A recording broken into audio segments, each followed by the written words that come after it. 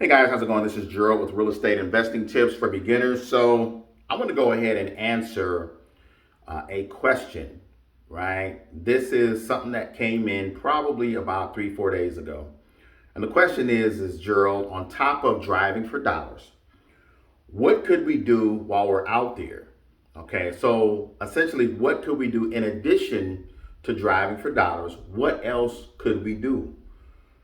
So I'm going to give you all some additional things. So let me back up a little bit for those of you all that don't know really what driving for dollars is. Driving for dollars essentially is picking an area in your part of town, driving the area, looking for properties that look like they need work. Maybe the property has a boarded up front door. Maybe the windows look like it's boarded up, or the windows look broken.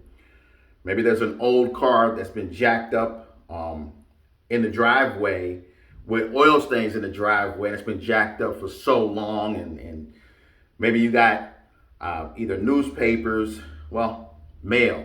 Maybe you got mail that is on the front porch or around the mailbox, and it looks like the mail hasn't been picked up in a long time. Maybe you have grass that looks like it's too high. It just looks like a lot of signs of neglect, right? A lot of signs of neglect. And so when people drive for dollars, they're typically focusing on houses. So in addition to focusing on houses, I'm going to ask you all to focus on buildings that look like they're old, dilapidated, look like they need work. They look like they need work. Write the addresses down, right? Small apartments, write the addresses down.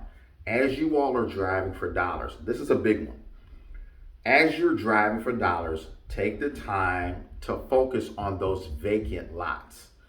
All right. Some of you live in areas where there's a house, there's a house, there's a house, and a vacant lot, then a house and a house.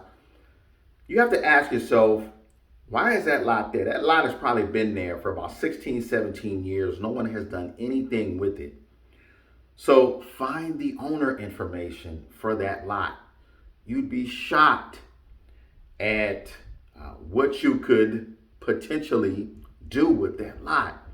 Many of you can do as well, if not better, with vacant lots than you could with single family homes, right?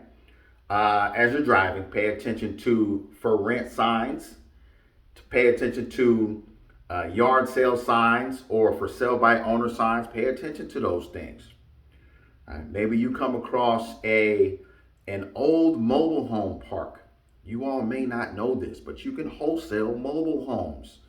Those of you that are focusing on driving for dollars typically are focusing lots of times on wholesaling. You can wholesale mobile homes. You can wholesale vacant land. You can wholesale dilapidated buildings. You can wholesale single family homes. You can wholesale so many different things. So as you're driving, you're putting forth the effort with driving for dollars. Make sure that you pay attention to these other opportunities that are available in your area. Okay, some of you may find a gold mine. One property that's owned by multiple, you may find one property that when you contact the owner, they may own multiple properties in that area. All right, so this is to give you all some information, some additional tips on what to do in regards to driving for dollars. So don't just drive and look for vacant houses. There's so many other opportunities out there. And if you're going to take the time, get in your car, put gas in your car, and spend the time writing down these addresses. Do the other things as well. You're already out there. Okay? It's a lot of opportunities out there, guys.